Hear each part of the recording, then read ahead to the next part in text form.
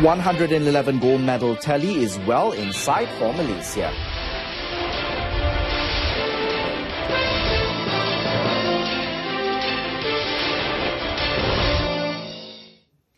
A very good afternoon and welcome. You're watching the afternoon edition of News on 2. I'm Adrian Seat. The Social Welfare Department, or JKM, has applied for a temporary court order under the Child Act 2001 to place a newborn baby boy found in a bush in Rompin on Saturday at its institution. Now, the baby, who is currently being treated at the Muazzam Shah Hospital's intensive care, will be monitored by the department.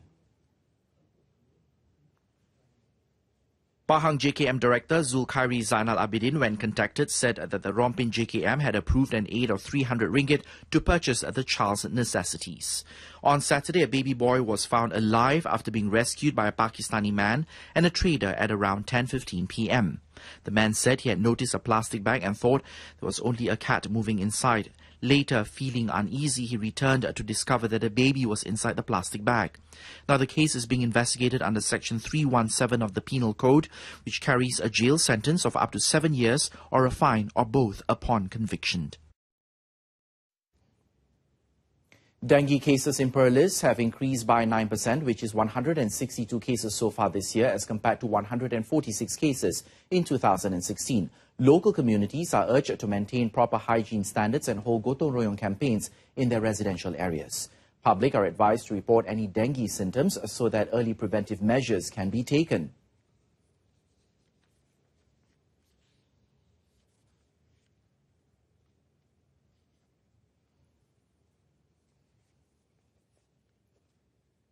Kita panggil semua penduduk-penduduk sekitar kawasan kalau boleh, dan juga bantuan daripada rakan-rakan jabatan-jabatan sukarela-sukarela pusat pengajian kan, kita buat gotong royong secara besar-besaran. Nurul Hisham said this to reporters after officiating the Merdeka Gotong Royong 2017 event in Taman Bukit Kubu, Kuala Perlis, which is scheduled to run until September the 16th. A stern action should be taken against certain quarters abusing the internet and social media to spread slander, including those defaming the government. UMNO Information Technology Bureau Chairman Dato' Ahmad Maslan said that as the 14th general election approaches, the dissemination of false information has picked up to confuse the people, including planting hatred against Barisan Nasional leaders.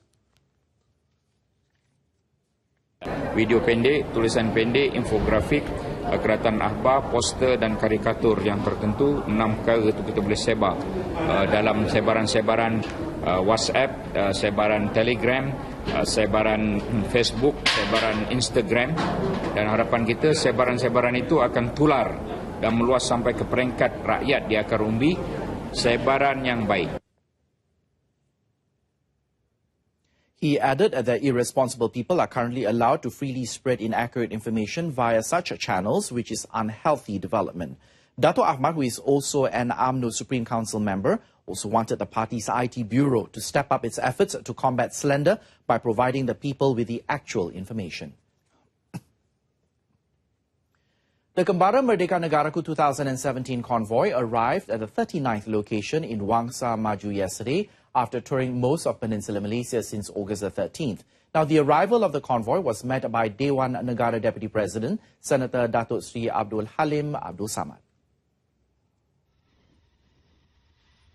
Datuk Sri Abdul Halim said he appreciated the willingness of the youth, especially in participating in the convoy, to instill a love for the country. He said the convoy participants have shown enthusiasm, compassion and appreciation of the sacrifices made by the soldiers to achieve the country's independence from the foreign colonizers. He said this during the arrival of the Kembara Merdeka Negaraku 2017 convoy at the Wangsa Walk shopping centre in the nation's capital. The 107-member convoy on 30 high-powered motorcycles and 18 four-wheel drive vehicles started from Port Dickson, Negeri Sembilan, and will end its tour today with a location at Taman Maluri in Kuala Lumpur. The convoy, held in conjunction with the National Day celebration and organised by the Information Department, also carried out various programs, including distributing leaflets on the Rukun Negara Appreciation Campaign and community-based activities like Gotong Royong, amongst others. Convoy participants also held exhibitions at certain locations in conjunction with the National Month campaign and to distribute a Jalo Gemilang to homes, vehicles, government and private buildings. They practice different customs and religions. Negeri Sembilan National Unity and Integrity Exco, Dato Ismail Lassim, said in the 60 years of independence, the nation has been able to practice unity at a maximum level, which is something to be proud of. Dato Ismail said the concept of unity not only applies in the peninsula but also in Sabah and Sarawak. He was speaking at the launch of the 2017 Unity Week held at Seremban 2. Dato Ismail said community solidarity was important to all and should always be prioritized. At the event, he handed over the Jalur Gemilang to representatives of the State Rukun Tetangga Committee. Felda settlers reminded not to fall for opposition's allegations. That story in a moment. You're watching News on 2.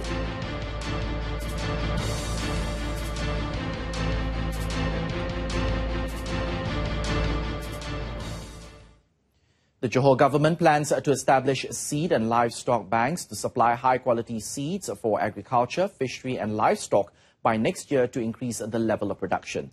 State Exco for Agriculture and Agro-Based Industry, Entrepreneur Development and Cooperative Ismail Mohamad said to achieve the goal, the state government sought the cooperation of the Malaysian Agricultural Research and Development Institute, or MARDI, to identify existing operators and give them the agency's seal of approval for their seed and livestock production. Ismail said the seed and livestock banks not only involve vegetable entries but also cater to fishery and poultry. Tinggi Johor kita nak gerakkan benda ni supaya dengan adanya pembenihan ternakan dan juga hatchery ikan secara tak langsung saya penuh yakin kita mampu untuk memenuhi pasaran. Ismail was speaking after the closing ceremony of the 3-day Mardi Southern Zone Agora Young Agropreneur Program in Klang, Johor. Ismail said it is hoped that with the establishment of the seed and livestock banks, the state would meet the demand for supply from local and foreign businesses, especially from Singapore. Meanwhile, the state has also sought MARDI's collaboration to continue efforts to coordinate the agro-tourism program that was started since last year and aimed at increasing the number of entrepreneurs involved by allocating 1.2 million ringgit this year. Felda settlers will not need to hand over their grant to receive the 5,000 ringgit special incentive as claimed by several quarters. According to Felda Chairman Tan Sri Shahrir Abdul Samad, they qualify to receive the incentive despite working on their own farm. Tan Sri Shahrir said that the claims made were a desperate attempt to confuse the settlers before the upcoming 14th general election. Tak ada sebab dia kena serahkan kebun tanah dia kepada kita, tak ada. Tanah dia. Takkanlah kita ni jahat sangat. Tapi yang jahat tu, itulah yang nak timbulkan keraguan, nak putar belit keadaan. Yang baik tu dia pusingkan jadi jahat. Tan Sri Shahrir at the event in Kulai Johor said Felda will also discuss with the board of directors to provide cash incentives to settlers who are still loyal with the cooperation despite paying off their loans. Prime Minister Datuk Sri Najib Tun Razak on July the 23rd announced a 5,000 ringgit incentive to dispose of replanting debts for every settler who choose to replant through Felda, involving a total allocation of 519 million ringgit. The Penang Bumiputra Entrepreneur Expo, or PENBEX 2017, aims to achieve sales of 1.8 million ringgit compared to 1.5 million achieved last year. Now, the expo is also targeting an attendance of about 100,000 visitors. State Bumiputra Entrepreneur Development Focus Group Committee Chairman Dato Muhammad Farid Saad said amongst the attractions for this year's expo will be products of high quality produced by local entrepreneurs. Menggabungkan usahawan biasa dengan usahawan koperasi. Dan sebab itulah tahun ini kita ada 316 buah usahawan dan koperasi yang telah mengambil bahagian dalam PENBEX kita kali ini. To be held for 6 days until August the 30th at Midtown Perda Kubang Menerung in Tasik Gelugur, Datuk Muhammad Farid remained confident of achieving this year's targets as the expo is also being held during the school holidays.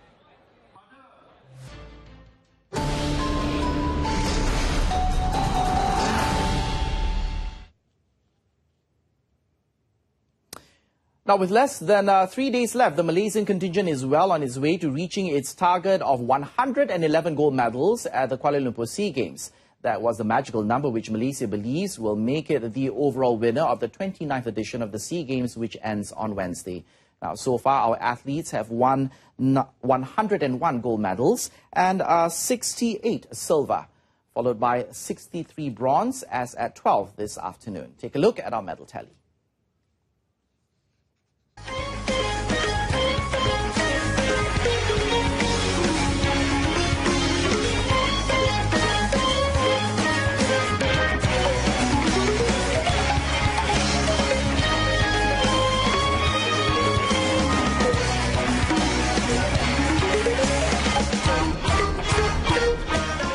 And for the latest on the ongoing of the 2017 Kuala Lumpur SEA Games, we now take you to the Malaysian International Trade and Exhibition Centre, or MITEC, with Mohana Priya. Mohana, over to you.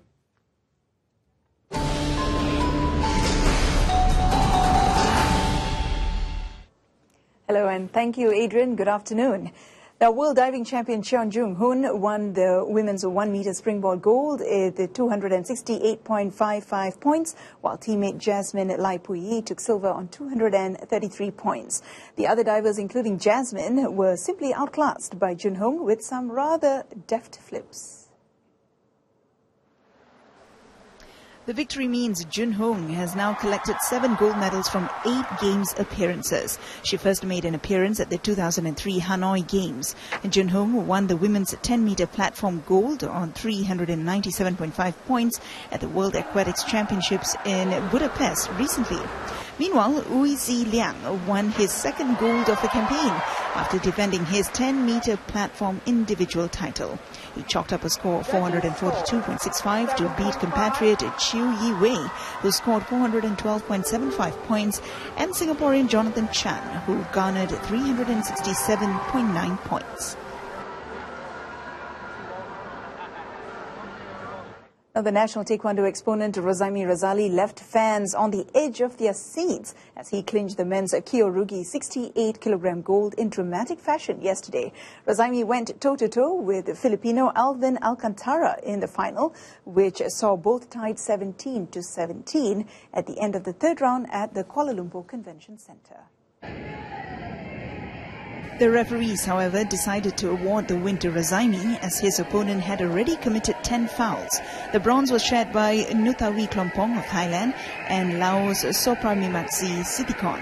An elated Rozaimi said he was relieved to finally win his first SEA Games gold. Masa tengah lawan tadi, dia bahu dia, saya rasa sakit. Bahu lawan. Saya push, dia pun ke belakang. Dan kepotong langkah. Alhamdulillah. Rozaimi last competed at the 2013 Myanmar SEA Games, where he settled for bronze. 16 gold medals are on offer in the taekwondo competition, which ends on Tuesday, the penultimate day of the Games. Now, the first day of track cycling at the National Velodrome in Nila yesterday saw 3 gold medals and 1 bronze won by Malaysian cyclists. The first goal was through the men's scratch race when national cyclist Irwandi Lakasek beat Thailand's Thurakid Bunratanathanakorn in the 15-kilometer event. Third place went to another Thai, Thanawut Sanikwati. Saya tak tahu nak cakap macam mana sebab ni first medal saya dekat SEA Games. So memang pembukaan untuk acara track, first medal saya. So memang tak tahu lah saya. Memang terasa sangat ni lah. Happy semua. Our second gold in cycling came from the men's sprint team of Mohammad Sharis Effendi, Mohammad Fadil Mohammad Zonis and Mohammad Shafirdaus, beating Thailand and Indonesia for the title. The national team clocked a time of 44.776 seconds to pip the Thais, who only managed to clock 45.735 seconds. Malaysia continued their dominance in cycling when the combination of Farina Shawati Mohammad Adnan and Fatiha Mustafa won in the women's category with a time of 34.671 seconds. Indonesia won silver while Thailand took the bronze. In the women's omnium, Malaysia's hope could only manage a bronze medal with an overall score of 138, way behind Thailand's gold medal winner Jutatip Manipan's total of 164 and Singapore Yi Wei Leo's 161 points. Meanwhile, in futsal, Malaysia only managed to get the silver after they lost to Thailand 4-3. The Malaysians started the game in attacking mode, but despite the many forays into the Thai goalmouth, could not muster a goal. It was instead the Thais who got the goal from a counter-attack in the 4th minute through their captain Kritsada Wongkeo. 7 minutes later, Malaysia let in another goal. This time, it was Supawut Thun Klang's turn to get on the score sheet. Thailand continued to dominate, and in the 18th minute, Apiwat Cham Charoen scored their third. In the second half, Malaysia finally got the goal they were searching for through side Aizat Daniel Said Nasir, but Supawut Thun Klang immediately replied with the Thais' fourth 3 minutes later. Malaysia tried to come back in the game and scored 2 more through Yazid Kamaruzuan and Said Aizat, but it was too little too late as the Thais held on to win the game and the gold medal.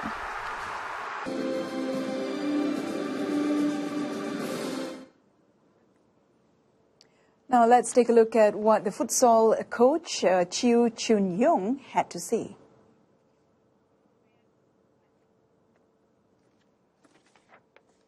Futsal squad coach Chiu Chun Yong said that with all the nerves that were going through his team, they were still able to perform. To be honest, actually we are aimed for the gold, no, not for the silver. So because we are quite close in this game to get a goal, so I need my boys to think far and aim high, but not just to play draw, but must play for the win.